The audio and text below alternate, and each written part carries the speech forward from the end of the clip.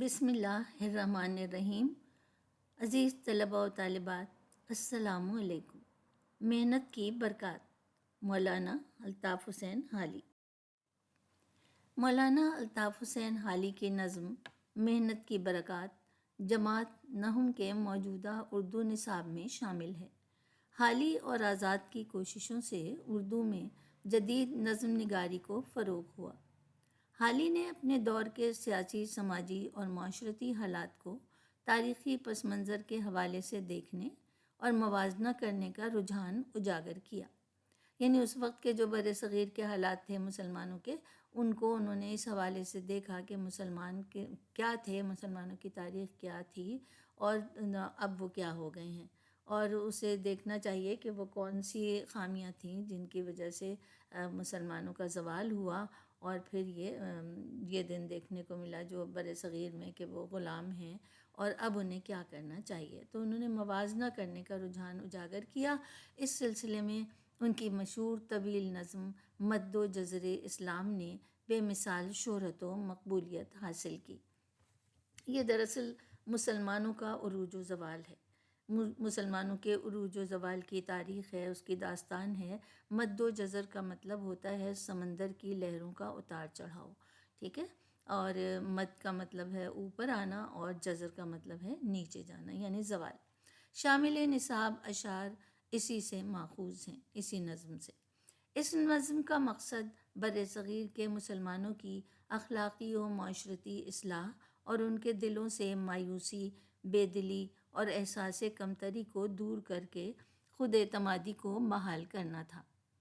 یہ نظم سر سید کی فرمائش پر لکھی گئی اور وہ روز حشر اسے اپنے لیے ذریعہ نجات سمجھتے تھے۔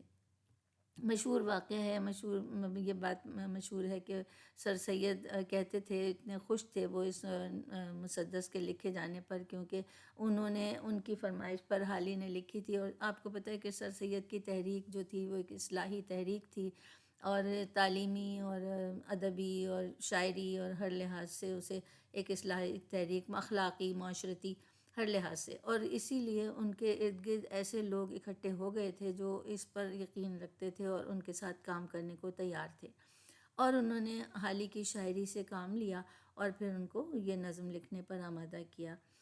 تو کہا جاتا ہے کہ سر سید کہتے تھے کہ اللہ تعالیٰ جب مجھ سے روز قیامت پوچھے گا کہ دنیا سے کیا لائے ہو، تو میں کہوں گا کہ حالی سے مسدس لکھوا لایا ہوں۔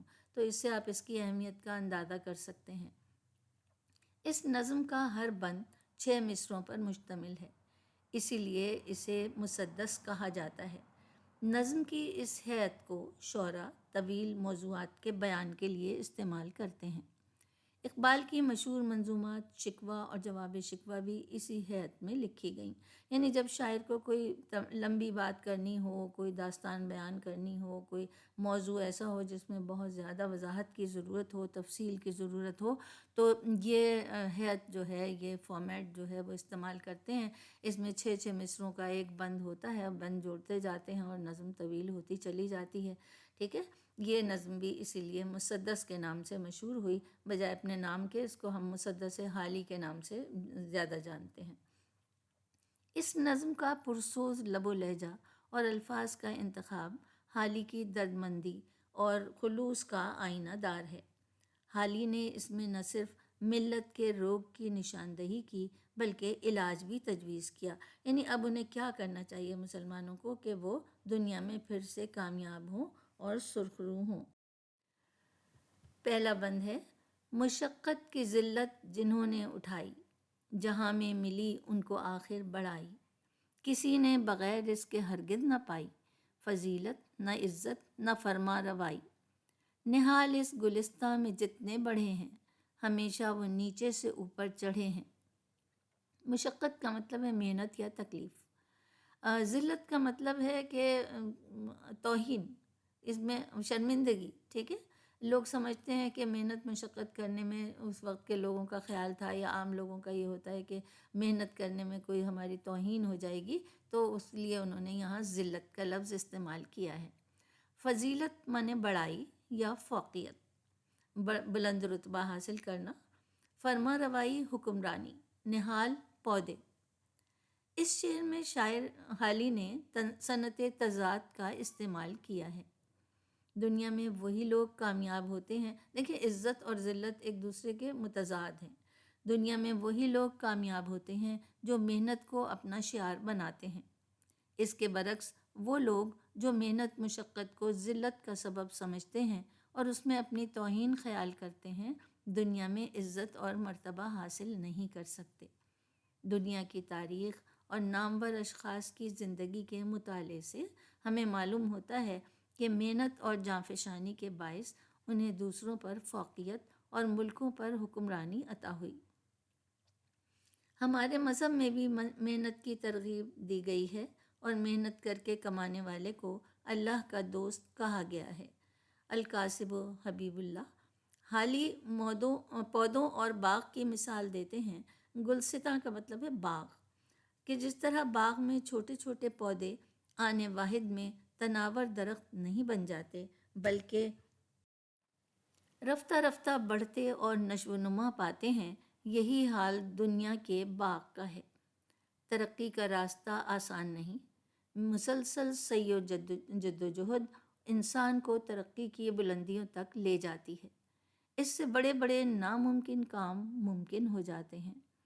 جو پتھر پہ پانی پڑے متصل تو بے شبہ گھس جائے پتھر کی سل۔ متصل مانے لگاتار مسلسل، اگر پتھر پہ پانی پڑتا رہے تو اس میں بھی جو وہ بھی گھس جاتی ہے، پتھر کا جو سلیب ہوتا ہے یا سل ہوتی ہے اس میں بھی گڑھا پڑ جاتا ہے۔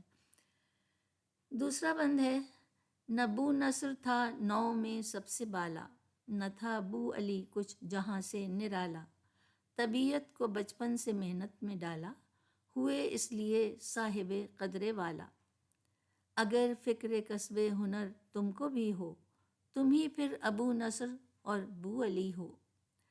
یہاں اس بند میں تلمیحات کا استعمال کیا ہے شاعر نے، اور مسلمان جو فلسفی تھے اور علماء تھے اور جو اپنے علم و فضل کی وجہ سے تاریخ میں مشہور ہوئے، ان کا حوالہ دیا ہے۔ ابو نصر کا پورا نام ابو نصر فارابی تھا۔ بو علی سینا کو کہا ہے صاحب قدر والا، بلند مرتبے کا مالک۔ کسب مانے کمانا یا حاصل کرنا۔ اس بند میں جیسے کہ میں نے آپ سے کہا تلمیحات کا استعمال ہے۔ ابو نصر فارابی ترکستان کے شہر فاراب میں پیدا ہوئے، اسی لیے انہیں فارابی کہا جاتا ہے۔ علم حاصل کرنے کا شوق تھا اور غربت و تنگ دستی کے باوجود مسلسل جد و جہد سے علم و فن کے چراغ روشن کیے۔ انہوں نے علم ریاضی میتھمیٹکس، طب میڈیسن، فلسفہ، موسیقی، طبیعت فزکس کو کہتے ہیں، اور سیاسیات میں نام پیدا کیا۔ وہ علی سینا ایک اور مشہور طبیب، فلسفی اور مفکر تھے۔ وہ طب کی مشہور تصنیف کتاب شفا کے مصنف تھے۔ یہ وہ ہستیاں ہیں جنہوں نے ابتدائی عمر سے ہی محنت کو اپنا شعار بنایا اور علم و فن کی دنیا میں انمٹ نقوش چھوڑے، جن پر چل کر دنیا کی اقوام نے ترقی کی۔ حالی نے ان مسلمان فلسفیوں کے حوالے سے تاریخ یاد دلائی ہے کہ وہ بھی ہم جیسے ہی انسان تھے، کوئی ماورائی مخلوق نہیں تھے، ہم سے کوئی بالا تر بلند تر نہیں تھے، انسان ہی تھے۔ ان کے پاس غیر مرئی قوتیں نہیں تھیں۔ اے قوم کے نوجوانوں، تمہارے سامنے بزرگوں کی روشن مثالیں ہیں۔ اگر تم محنت کرو اور تمہارے اندر اپنی صلاحیتوں کو اجاگر کرنے کی لگن ہو تو تمہیں میں سے بو نصر اور بو علی سینا پیدا ہوں گے۔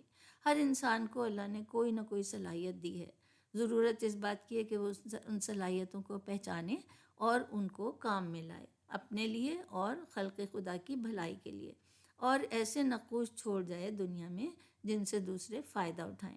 بقول اقبال، ذرا نم ہو تو یہ مٹی بڑی زرخیز ہے ساقی۔ تیسرا بند ہے، اسی طرح یہاں اہل ہمت ہیں جتنے، کمر بستہ ہیں کام پر اپنے اپنے، جہاں کی ہے سب دھوم دھام ان کے دم سے، فقیر اور غنی سب تو پھیلی ہیں ان کے، بغیر ان کے بے ساز و سامان تھی مجلس، نہ ہوتے اگر یہ تو ویراں تھی مجلس۔ اہل اہل ہمت باہمت لوگ، کمر بستہ آمادہ یا تیار مستعد، غنی دولت مند، طفیلی ضرورت مند یا ماتحت، کسی دوسرے کے اس پر پلنے والا بھی طفیلی کہتے ہیں کہ جو دوسروں سے فائدہ اٹھائے اور ان کے ذمے اس کی ذمہ داری جو ہے دوسروں پر ہو، ٹھیک ہے. تو اس بند میں صنعت تکرار اور صنعت تضاد کا استعمال ہے.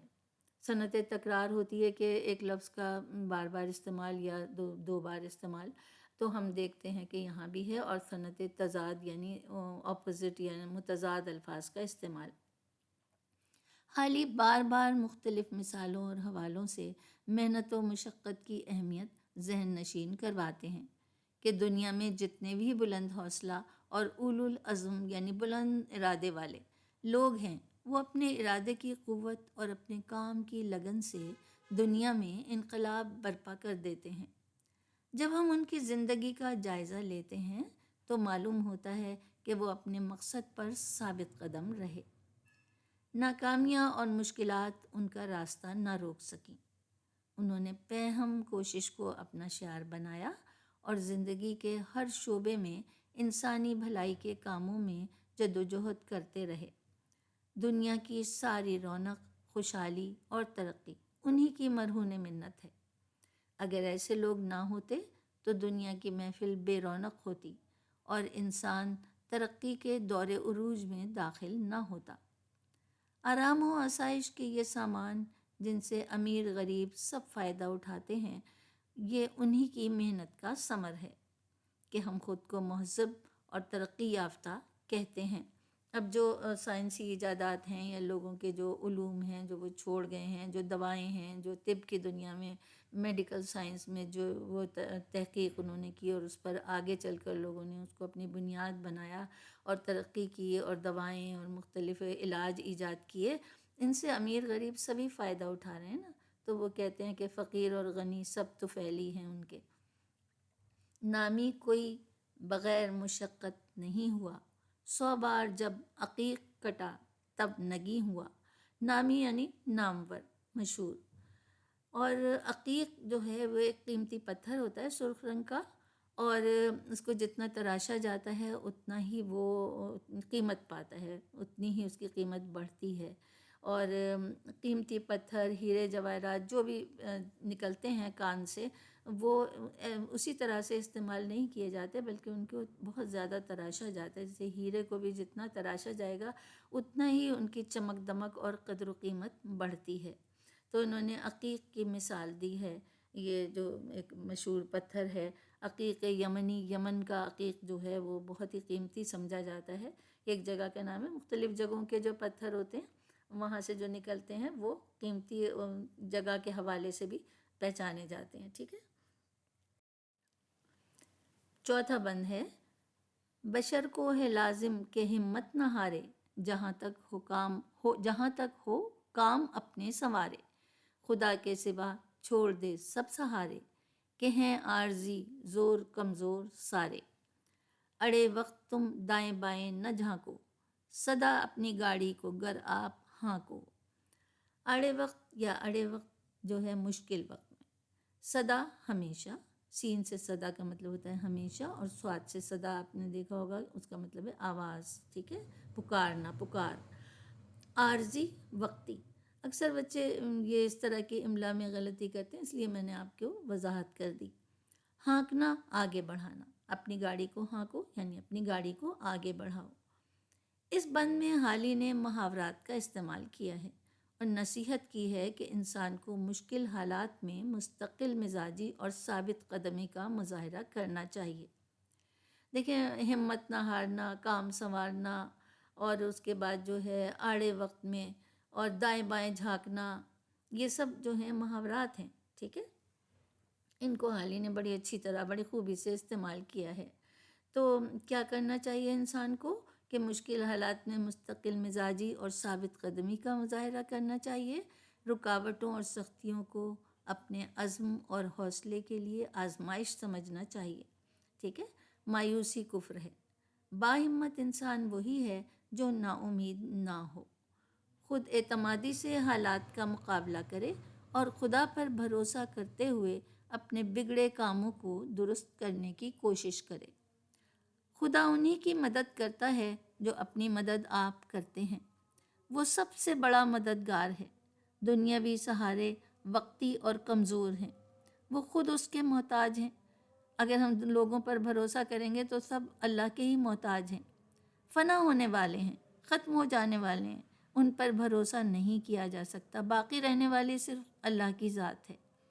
شاعر اپنے وطن کے نوجوانوں سے مخاطب ہیں کہ اگر تم اپنی ہمت سے کام لے کر آگے بڑھو گے تو مشکل حالات میں پریشان ہو کر دوسروں کا سہارا تلاش کرنے کی ضرورت پیش نہیں آئے گی۔ ٹھیک ہے، محنت کرے انسان تو کیا ہو نہیں سکتا، وہ کون سا عقدہ ہے جو واہ ہو نہیں سکتا۔ واہ ہونا کھلنا، عقدہ مانے کوئی مسئلہ، کوئی گرہ جو پڑ جاتی ہے، یعنی کوئی مسئلہ یا الجھن، وہ کون سا ایسا مسئلہ ہے جو محنت سے حل نہیں ہو سکتا۔ 5واں بند ہے، ہر ایک ملک میں خیر و برکت ہے ان سے، ہر ایک قوم کی شان و شوکت ہے ان سے، نجابت ہے ان سے، شرافت ہے ان سے، شرف ان سے، فخر ان سے، عزت ہے ان سے۔ جفاکش بنو گر ہو عزت کے خواہاں، کہ عزت کا ہے بھید ذلت میں پنہاں۔ اچھا، خیر کا مطلب آپ کو پتہ ہے بھلائی ہے، ٹھیک ہے، اور برکت کا مطلب ہوتا ہے نعمتوں کی کثرت، فراوانی، کسی چیز کا بہت ہی افراد سے ہونا۔ نجابت عالی نسبی، یعنی اچھے خاندان سے، بلند خاندان سے، یعنی بلند کرداری، کردار اچھا ہو، شرافت۔ شرف اعزاز، امتیاز یا اعزاز، عزت، فوقیت، برتری۔ پنہا مانے پوشیدہ۔ مولانا الطاف حسین حالی اس بند میں ایک بار پھر باہمت لوگوں کی مثال دیتے ہیں کہ یہ اشخاص نہ صرف خود دنیا میں عزت و مرتبہ حاصل کرتے ہیں بلکہ اپنے ملک و قوم کے لیے بھی نیک نامی کا سبب بنتے ہیں۔ جن ملکوں اور قوموں کی ترقی و خوشحالی سے دنیا مرعوب ہے، ان کے عروج اور شان و شوکت کا سبب ان میں بلند کردار اور محنتی لوگوں کی موجودگی ہے، جن کی انتھک جد و جہد نے اپنی قوم کو عظمت اور سربلندی سے ہمکنار کیا۔ یعنی ایسے لوگ پیدا ہوئے ان قوموں میں، ان ملکوں میں، کہ جنہوں نے اپنے وطن کا نام روشن کیا اور ساری دنیا سے ان لوہا منوایا اور ساری دنیا میں اپنے وطن کا پرچم سربلند کیا۔ تو ان لوگوں کی مثال ہمیں اپنے سامنے رکھنی چاہیے۔ ہمیں یہی سبق ملتا ہے کہ محنت سے کسب حلال کرنا چاہیے، یعنی حلال روزی کمانی چاہیے۔ حاصل کرنا، کمانا، کسب کا مطلب میں نے آپ کو بتایا، اسی سے بھلائی اور برکت حاصل ہوتی ہے، اللہ تعالیٰ کی نعمتوں میں اضافہ ہوتا ہے۔ جب انسان محنت کرتا ہے تو اللہ تعالیٰ اسے اور زیادہ دیتا ہے۔ اگر دنیا میں عزت چاہتے ہو تو محنت سے آر نہ کرو، یعنی پیچھے نہ ہٹو، اس سے گریز نہ کرو، اس میں شرمندگی اور توہین محسوس نہ کرو، اسی میں کامیابی کا راز پوشیدہ ہے۔ مشہور کہاوت ہے کہ محنت میں عظمت ہے۔ محنت سے چل رہے ہیں دنیا کے کارخانے، محنت سے مل رہے ہیں ہر قوم کو خزانے۔